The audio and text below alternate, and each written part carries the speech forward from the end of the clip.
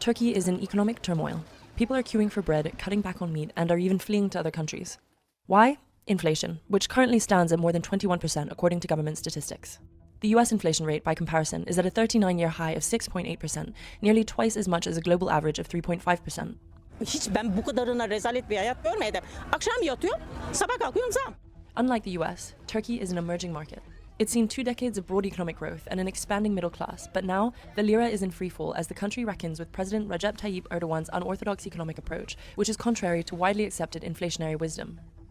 As central banks around the world respond to a stronger than expected pickup in inflation amid economic recovery from the pandemic, there are lessons to be learned from Turkey's approach.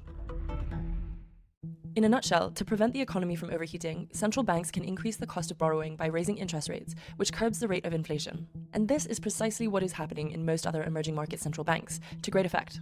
But Turkey's central bank has done the opposite. Under pressure from President Erdogan, who has invoked a religious prohibition on usury in his argument against high interest rates, the rate has been cut 3 times since mid-September, which has torpedoed the value of the lira. A rapidly weakening currency pushes up the cost of key imports like food and energy. This is already hurting the Turkish people's bank accounts. Panik havasındalar sürekli hane halkı. Biz burada çok kalabalık bir semtte bu işi yaptığımız için sürekli yastık altındaki paralarını kullanıyorlar.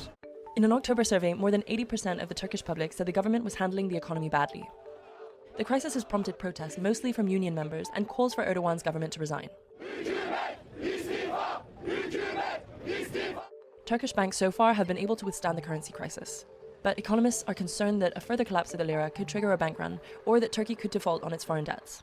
Erdogan, meanwhile, has said he welcomes the depreciation of the lira to encourage an export-based economy similar to Japan and Taiwan. He and other officials have insisted that the currency fluctuations are temporary. Some economists have said that the strategy is likely to fail because inflation has put pressure on exporters, who now have to pay more for energy and raw materials. Others doubt that Turkey's inflation is even at 21.3%. An independent research group estimates that in reality the figure is more than 58%.